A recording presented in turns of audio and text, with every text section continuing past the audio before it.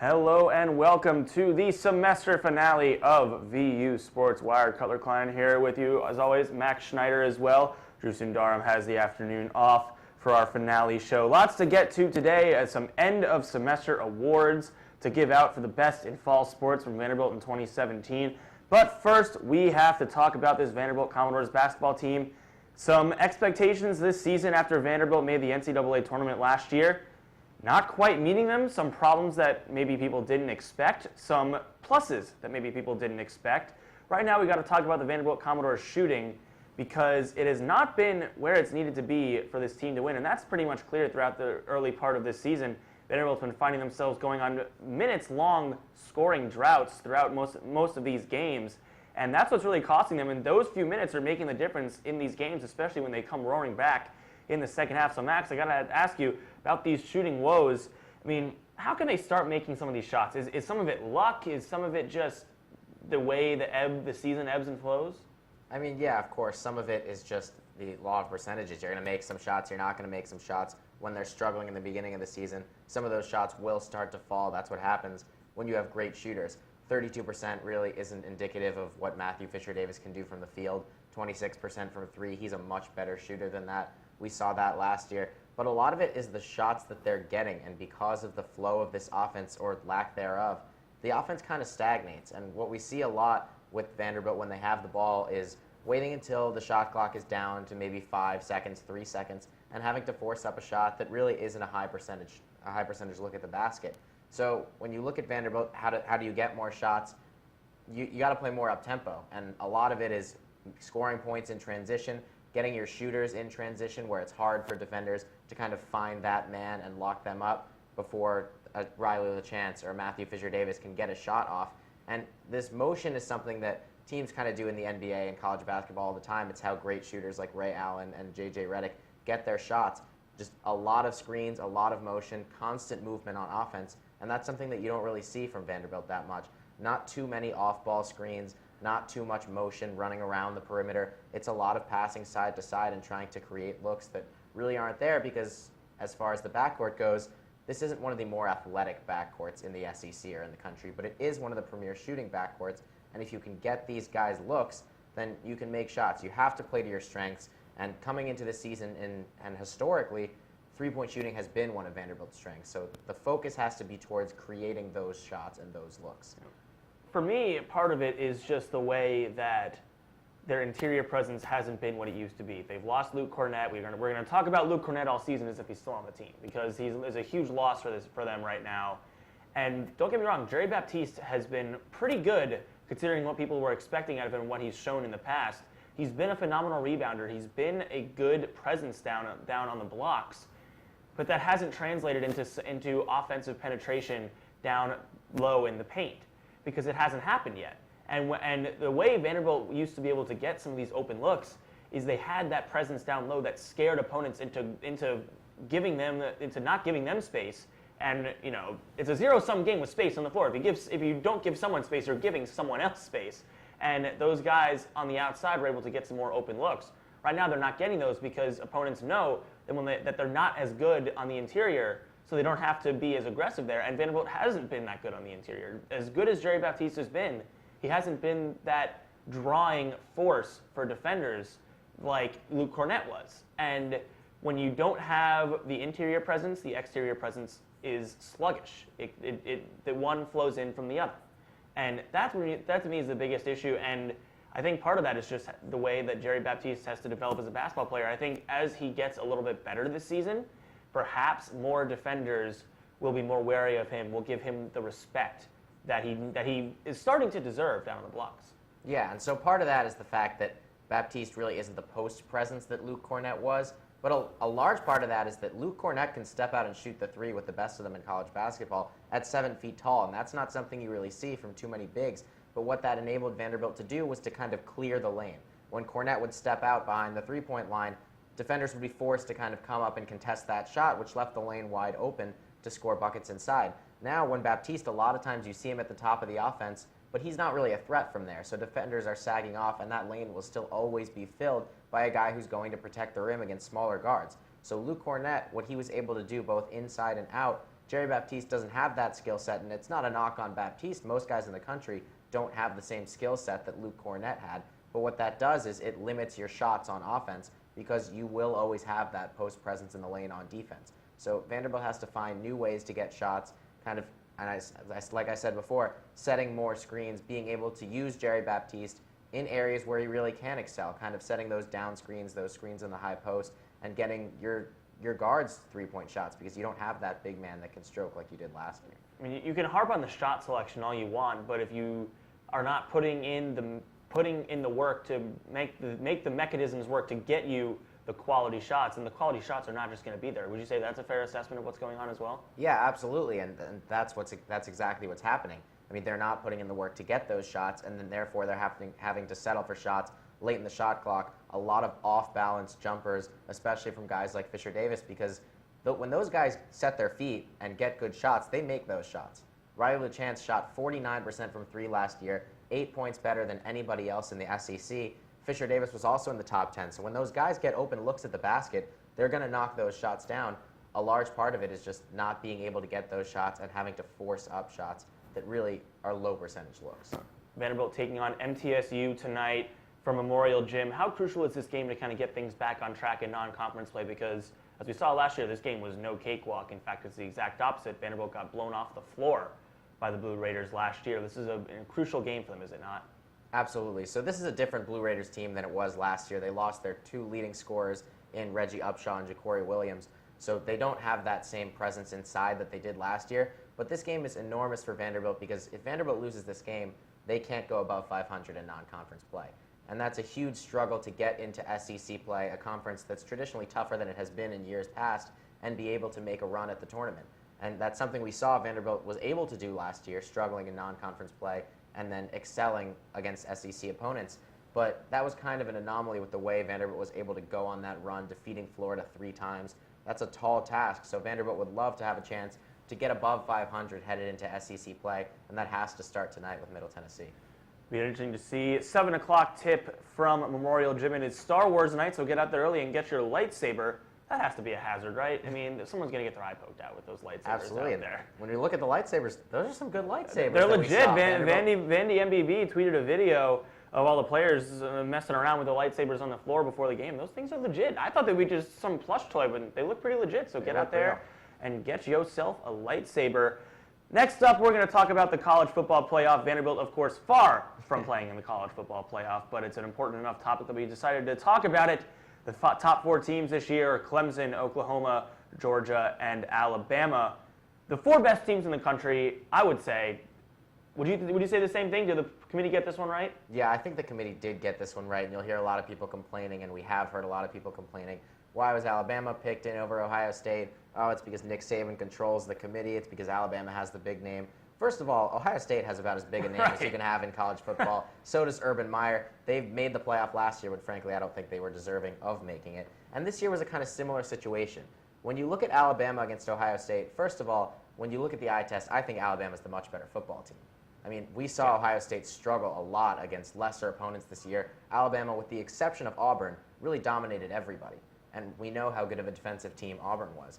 But especially when you look at the resumes, Ohio State is a 2-loss team. They lost 1 game to Iowa by 31 points, unranked Iowa by 31 points. Alabama has 1 loss on the season. That 1 loss came to Auburn in the Iron Bowl, game that is traditionally a close game, and Auburn was one of the better teams in the nation this year.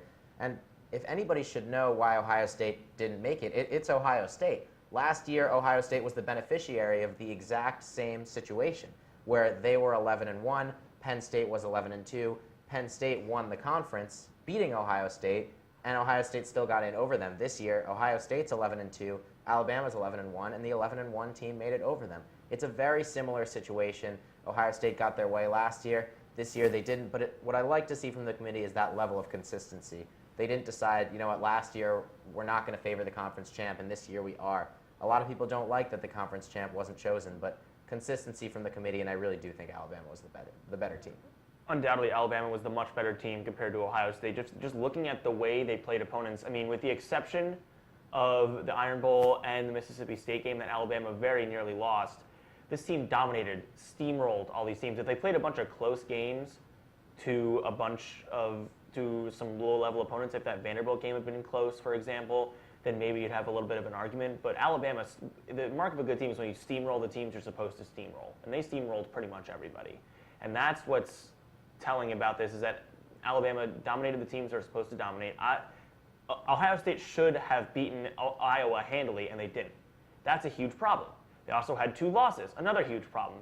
It took a while for them to get rid of the Badgers in the Big Ten championship game. That was a problem. This is why the college football playoff is in place, to get the 4 best teams, despite record, despite any of the other factors involved, conference championships, etc. You have to look at the teams themselves, their resume, what they've done on paper to get the right combination of teams. And the College Football Playoff Committee absolutely got that right. I do have to give a shout out to one of the members of the committee, Bobby Johnson, former Vanderbilt head coach. So congratulations, Mr. Johnson. You nailed it this year for the College Football Playoff. Moving on to our final segment here today, we have some end of semester awards to give away here as football season is wrapped up and basketball season is in full swing. A little bit of both he mixed in here and there in terms of what players get what award. We're going to start, though, with the 2017 Fall Play of the Year. I guess you could say Play of the Semester, but it was really the Play of the Year, even if you factor in the spring for me. I got to go with Elijah Lipscomb's catch against South Carolina earlier in this football season. David Tyree-esque stuff, getting a pass down the right sideline from Kyle Shermer and stumbling and managing to control it onto his helmet, moving towards the sideline, get it into his chest, and hold on through the catch. I mean, that was one of the most incredible plays I've ever seen, and that just shows that Elijah Lipscomb might be the best wide receiver Vanderbilt's had since Jordan Matthews came through here. Yeah, and that's definitely not the last highlight reel catch we're going to see from Lipscomb. 8 touchdowns this season. The next 2 years, I expect to see more. I'm going to go earlier into the season when Vanderbilt was kind of on its high horse.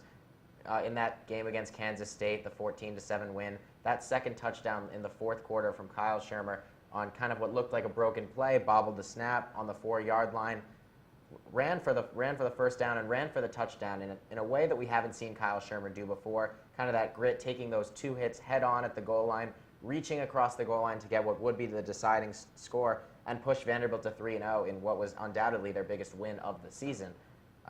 You have to love what you saw of Kyle Shermer. I think it kind of sparked what was a great season for him, despite kind of the lackluster performance on the defensive end and sometimes in the running game. But Kyle Shermer was excellent this season.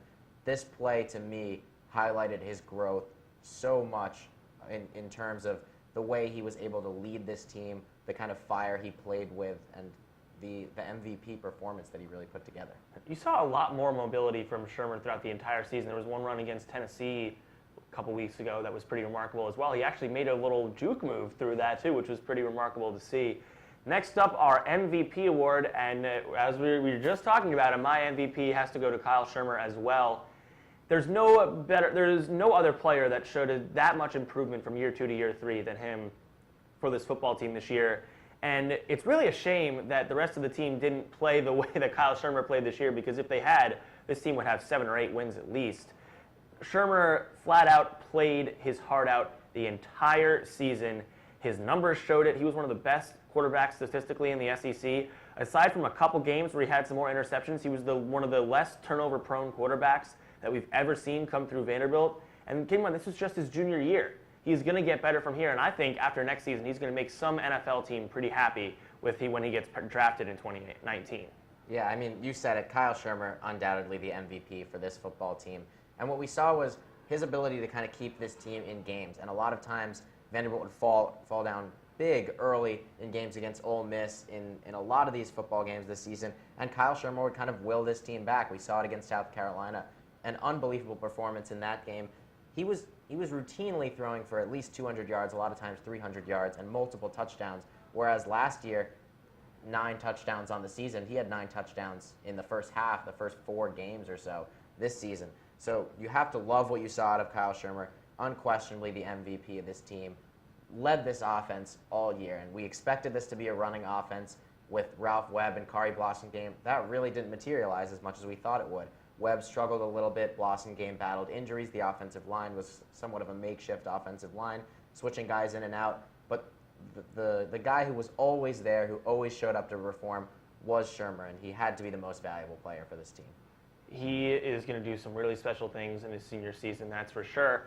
Third award here is going to be the 2017 Hustle Award. This goes to a player in any sport that just shows drive, determinedness, dedication, and just gives 110% every time they're out on the floor or the field. And in my case, it's the field, because I have to give this to Ralph Webb, because despite not having the season that many people probably expected him to have, and that he's capable of having, despite he was suffering from injuries, he was standing behind an offensive line that was much worse than the one he had played with in previous years. This guy gave it all every single snap, every single time he took the field.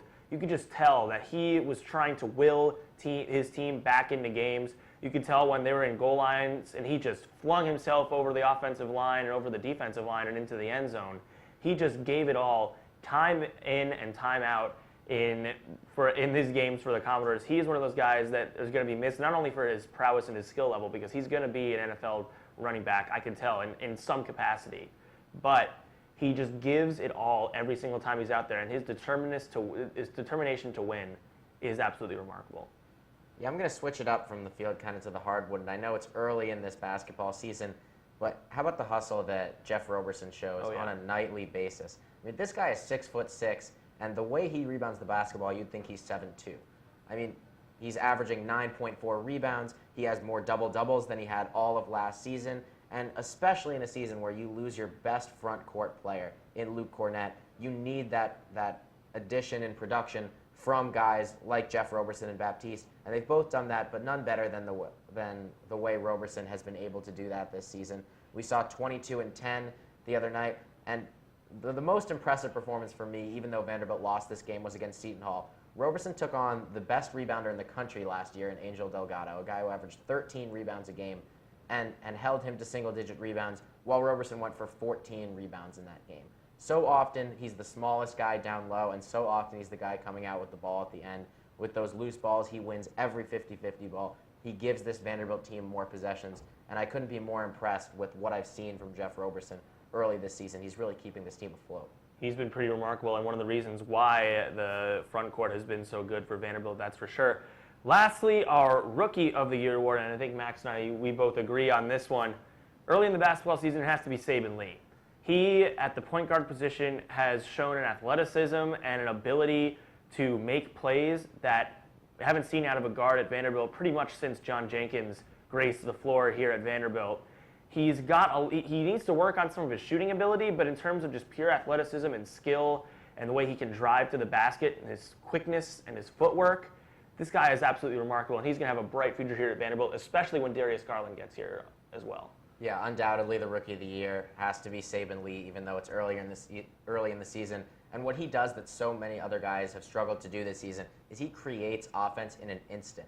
I mean, when the ball is in his hands, he is always a threat to take it to the basket. He's always a threat to score because he's so quick. And sometimes you forget he's a freshman with the ability he has to make plays and the way he kind of rises up over bigger defenders and is able to slam the ball down. He's an exciting player.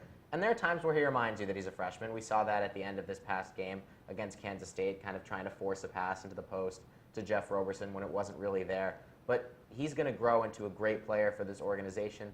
Only a freshman, what he's able to do with the ball in his hands. We'll see so much more of that in the coming years. And we'll see what he gets to do off the ball, especially next year with Darius Garland. Right now, he's commanding so much attention from defenses because the ball is always in his hands. When he gets off the ball and has the ability to kind of go out there and get buckets for this team, he'll be a really special player going forward. He is certainly an incredible athlete. With that, that wraps up our awards and our semester of Vanderbilt coverage for VU Sports Wired. Thank you so much to everyone who has tuned in to watch us talk about and rant about sometimes sports here in Music City. Thank you to each and every one of you. Have a happy and safe holiday and a happy new year. For Max Schneider and Drew Sundaram, I'm Cutler Klein. So long, and we'll see you next time.